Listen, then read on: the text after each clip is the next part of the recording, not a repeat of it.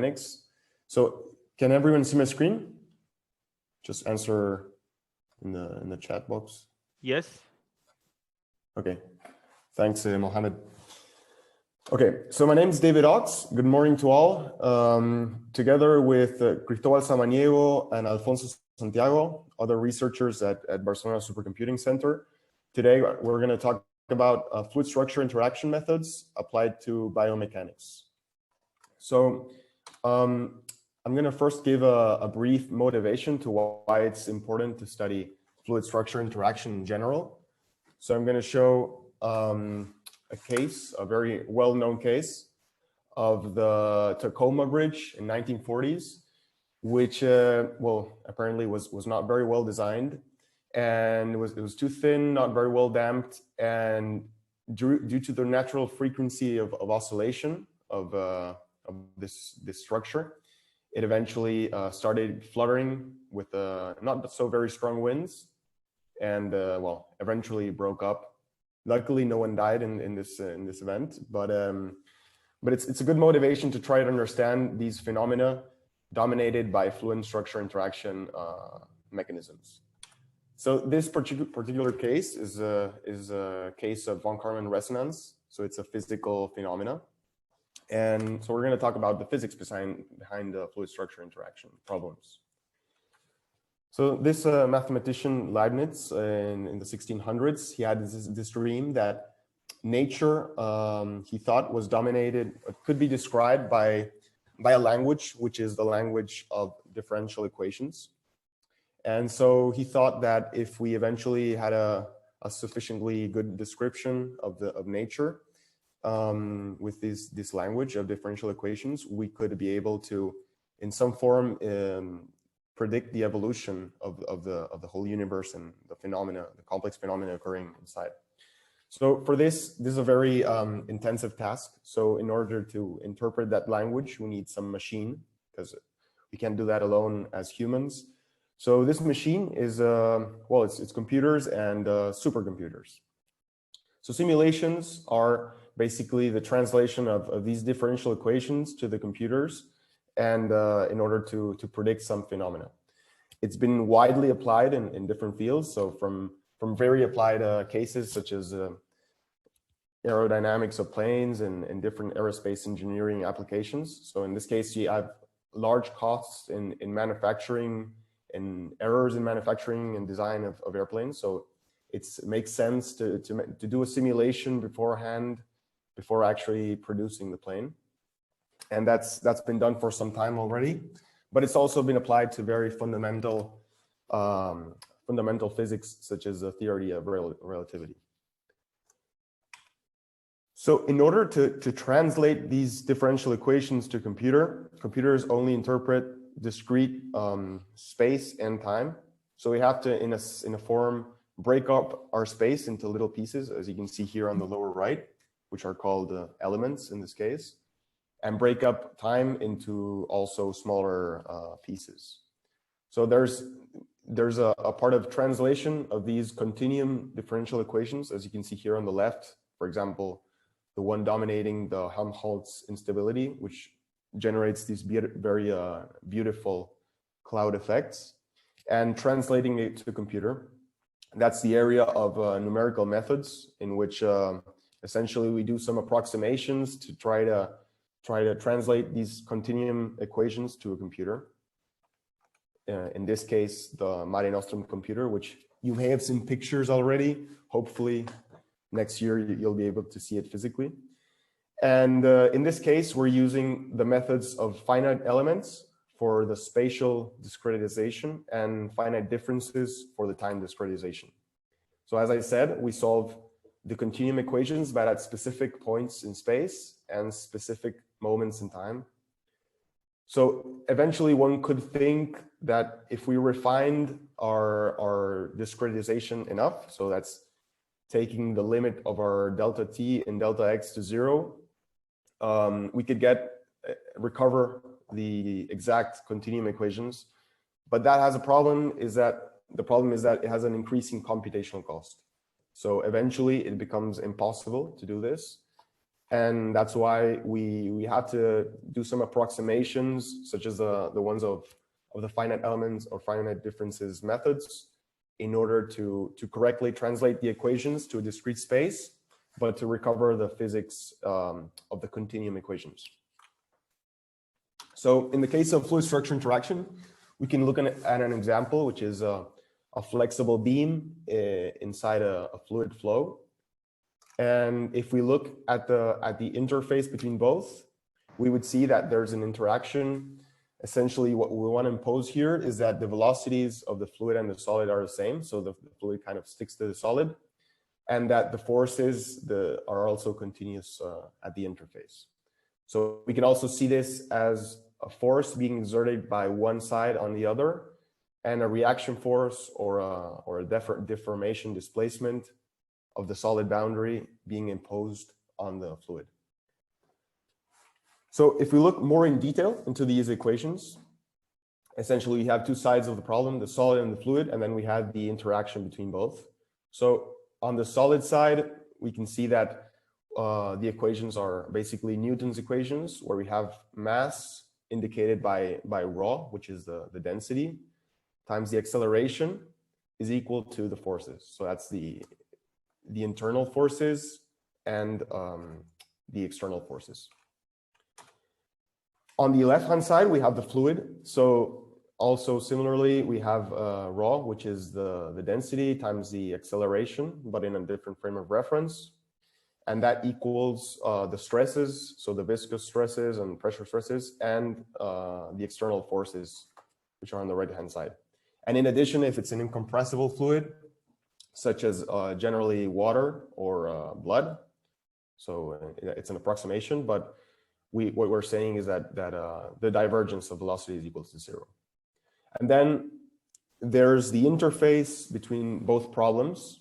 So at the interface, what we want to impose is that the displacements are the same. So that kind of makes sense. And that the tractions or the forces are also the same.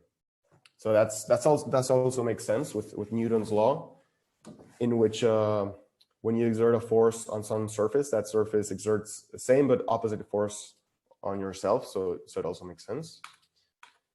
And when we translate to a computer, what we're going to say is that the solid displacements are equal to some operator of the fluid forces, and vice versa, the fluid forces are equal to an operator of the solid displacements. So that's kind of a translation of the continuum equations to our discrete space.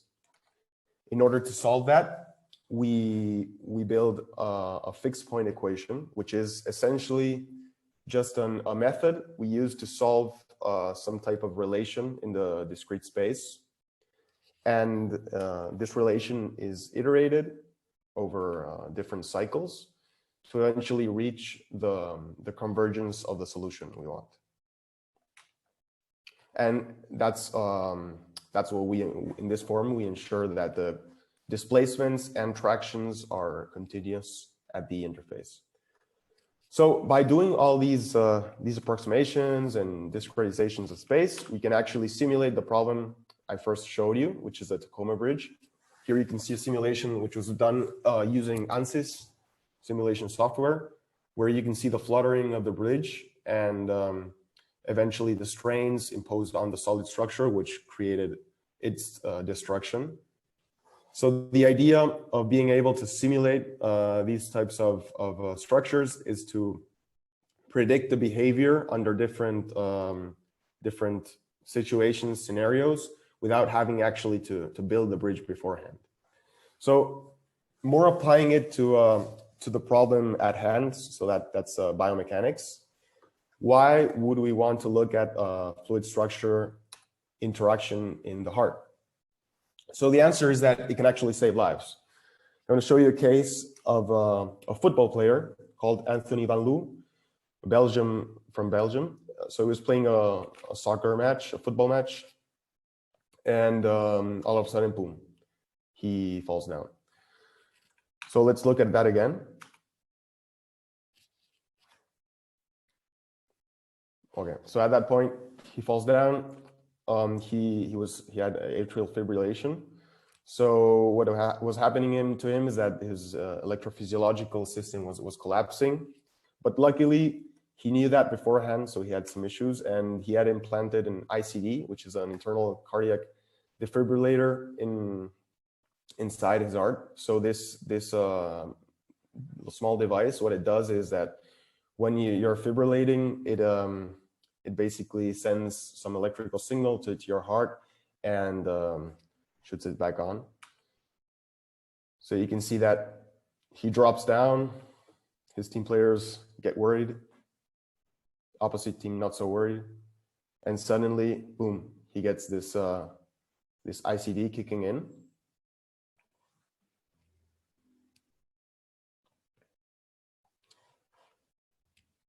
And he actually wakes up. So he actually wanted to keep on playing after that, but luckily his teammates said no. And I'm not sure if he got actually expelled from the team because he hadn't told about this device. But that's just a motivation of why these types of devices, which are developed using simulations to test them, is so important. So why fluid structure interaction in the heart? So I'm going to show you kind of a gruesome image, which is a heart surgery. This is a stent emplacement. And you can see that the heart is a very soft tissue embedded in a whole lot of fluid, which is blood. So it's an organ which is very well dominated, most of the cardiovascular system, by fluid structure interaction mechanisms. But it's a very complex system. So we're going to try to look at it from an engineer's point of view.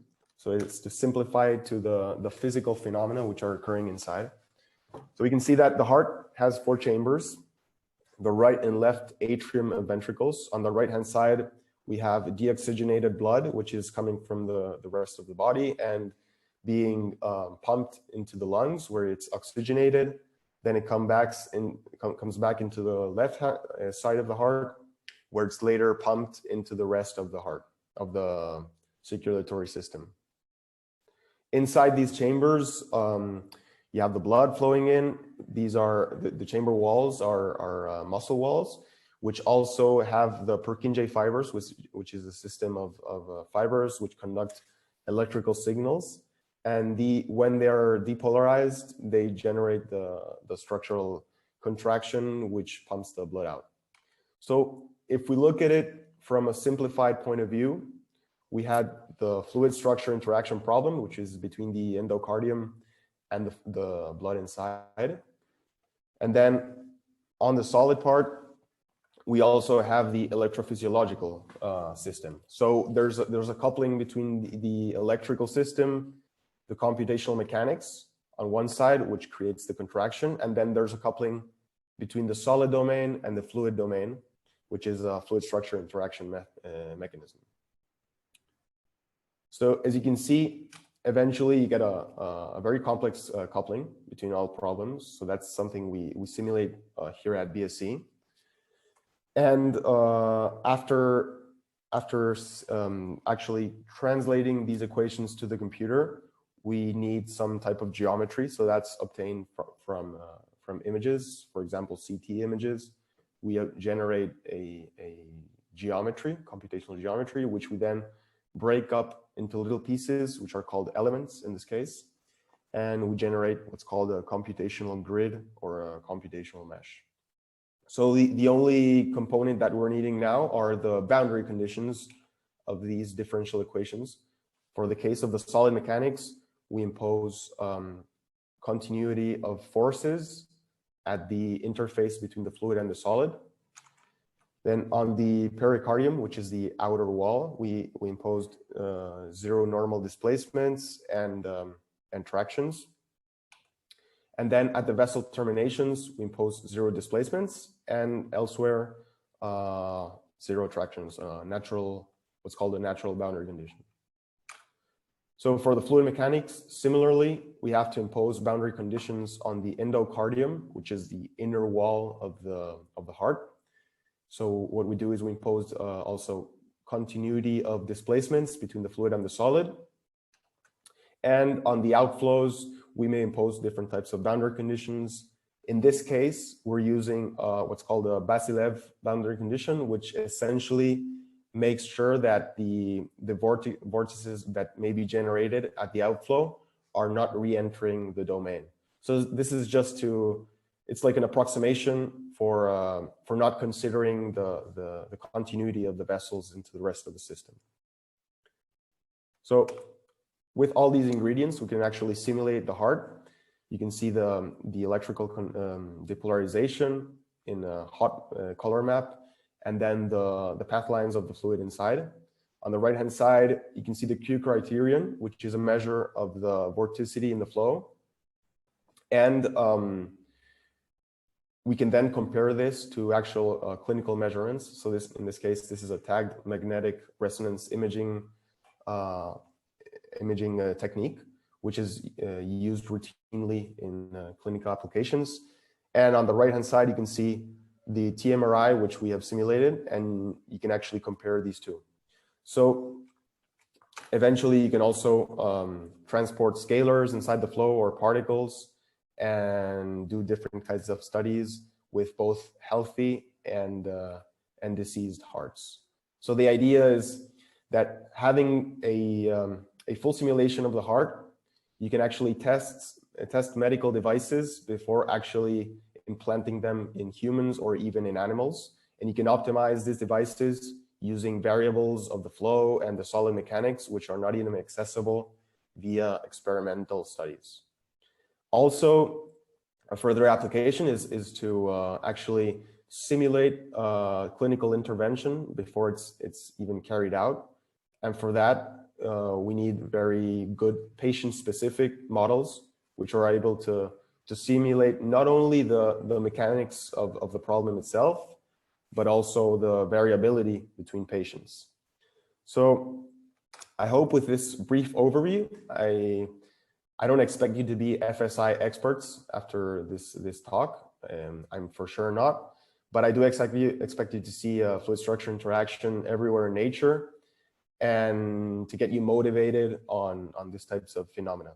So here's again the image of the Marenostrum supercomputer, which is very beautiful. You can see it's placed inside a chapel. I think you may have seen this in other presentations, so I'm not going to talk too much about it, but I hope you can visit it next year. So, well, I hope I got you motivated on this. And now we're going to do some exercises of some simulations, which we've prepared for you using the software that we developed at BSc, which is called Alya, which is a multi-physics code, which is able to simulate all these cool simulations, which I showed before. So the idea is that, okay, we're gonna copy the files from a folder, which I'm gonna give to you, and you're gonna run that job from your computer. And then you're gonna download the outputs to your own personal computer and visualize them using ParaView. Do all of you have does anyone not have ParaView? Just answer in the chat if you do not have ParaView. Otherwise, we'll just begin with the hands-on problem.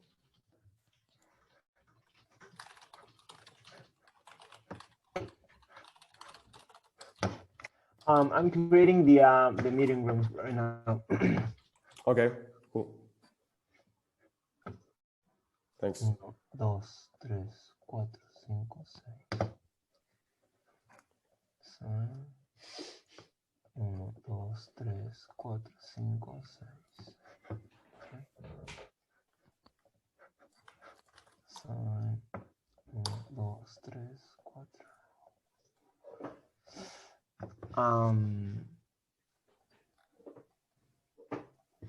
Okay.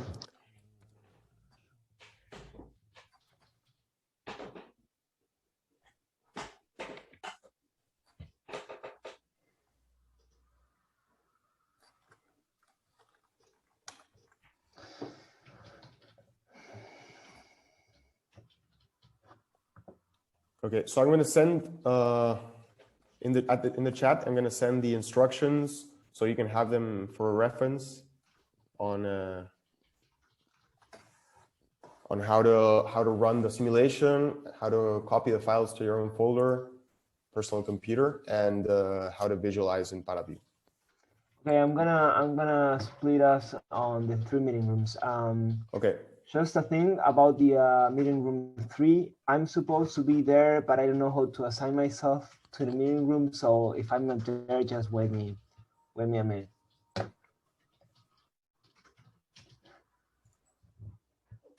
Vale, so